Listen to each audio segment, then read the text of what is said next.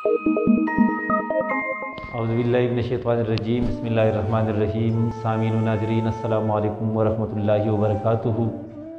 Urdu grammar کے ساتھ آپ کی خدمت میں حاضر ہوں۔ آپ سے گزارش ہے اس چینل کو سبسکرائب کریں اور آج کی ویڈیو کو آخر تک دیکھیں تاکہ تمام باتیں آپ کی سمجھ میں اچھی طرح آ جائیں۔ اردو گرامر کے حوالے سے آج ہم نے جس عنوان کا انتخاب کیا ہے وہ ہے مفرد اور مرکب مصدر۔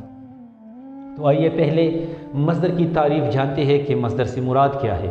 تو مصدر سے مراد وہ کلمہ جس سے دوسرے کلمے بنتے ہیں لیکن خود دوسروں سے نہیں بنتا، یعنی ایسا کلمہ جس سے دوسرے کلمے بنتے ہیں لیکن وہ خود دوسرے کلموں سے نہیں بنتا۔ مثلا آپ دیکھیں آنا، جانا، پڑھنا، ہنسنا، کھیلنا، چھلنا وغیرہ، یہ مصدر کی تعریف اور مثالیں ہیں۔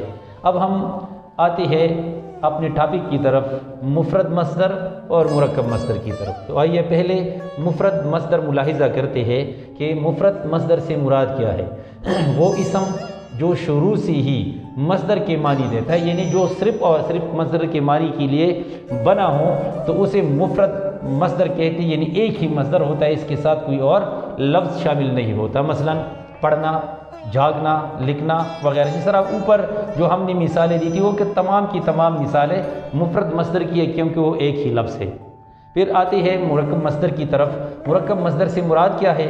وہ اسم جو کسی لفظ کو مصدر کے شروع میں لگا کر مصدر بنا لیا جائے، یعنی ایک اسم آتا ہے اور وہ کسی لفظ کو مصدر کے شروع میں لگا دیتے ہیں یا وہ لفظ لگ جاتا ہے تو اس سے کیا بن جاتا ہے؟ مرکب مصدر۔ یعنی اس میں ایک لفظ ہوتا ہے، ایک اسم ہوتا ہے اور اس کے ساتھ مصدر شامل ہو جاتا ہے تو اسے کہتے ہیں مرکب مصدر۔ مثلا آپ دیکھیں کلمہ پڑھنا، یہ دو ہے، ایک کلمہ یہ اسم ہے اور پڑھنا یہ مصدر ہے، تو یہ دونوں آپس میں جب مل جاتے ہیں تو ان دونوں کو کہا جاتا ہے مرکب مصدر۔ مثلا کلمہ پڑھنا، فٹ بال کھیلنا، اسی طرح سبق پڑھنا وغیرہ، تو یہ مرکب مصدر کی مثال ہے۔ امید ہے کہ آپ نے مصدر، پھر مفرد مصدر اور مرکب مصدر کے حوالے سے پوری طرح سیکھا ہوگا۔ آئندہ کسی نئی عنوان کے ساتھ پھر حاضر ہوں گے، تب تک کے لیے اجازت دیجیے، اللہ حافظ۔